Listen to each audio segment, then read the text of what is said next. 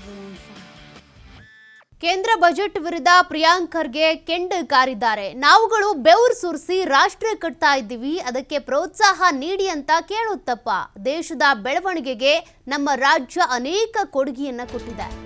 ಅಂಕಿ ಅಂಶವನ್ನ ಇಟ್ಕೊಂಡೇ ನಾವು ಅನುದಾನವನ್ನ ಕೇಳ್ತಿದ್ದೀವಿ ಅಷ್ಟೇ.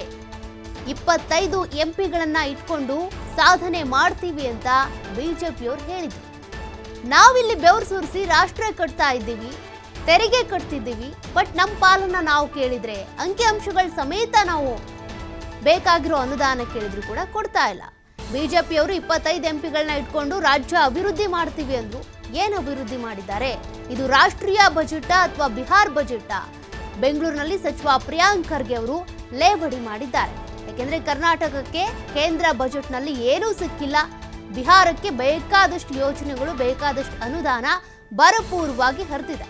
ಹೀಗಾಗಿ ಇದು ರಾಷ್ಟ್ರೀಯ ಬಜೆಟಾ ಅಥವಾ ಬಿಹಾರ್ ಬಜೆಟಾ ಅಂತ ಪ್ರಶ್ನೆ ಮಾಡಿದ್ದಾರೆ ಪ್ರಿಯಾಂಕ್ ಖರ್ಗೆ.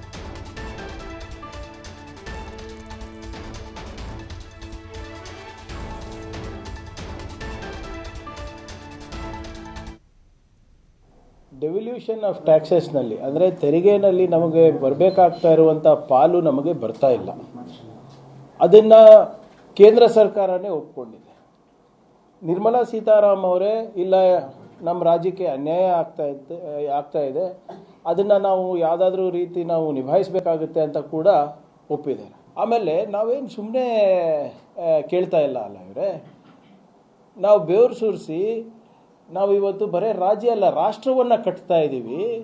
ರಾಷ್ಟ್ರವನ್ನು ಕಟ್ಟಲಿಕ್ಕೆ ನಮಗೆ ಸಹಕಾರ ಮಾಡಿ ಅಂತ ಹೇಳೋದು ತಪ್ಪಾಯ್ತಾ? ಇವತ್ತು 110 ಯೂನಿಕಾರ್ನಲ್ಲಿ 45 ಯೂನಿಕಾರ್ನು ಇವತ್ತು ನಮ್ಮ ರಾಜ್ಯದಿಂದ ಏನೋ ಹೊರಗೆ ಬಂದಿವೆ.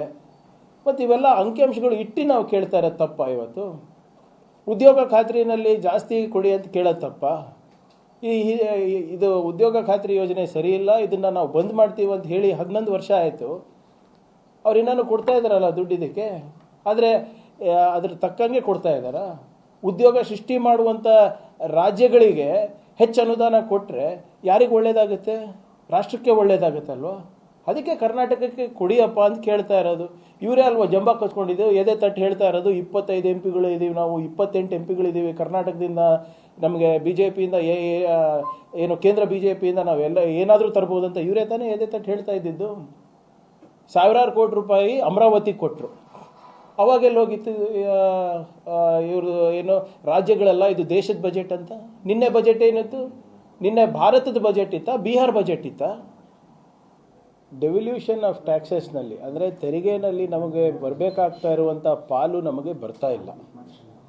ಅದನ್ನು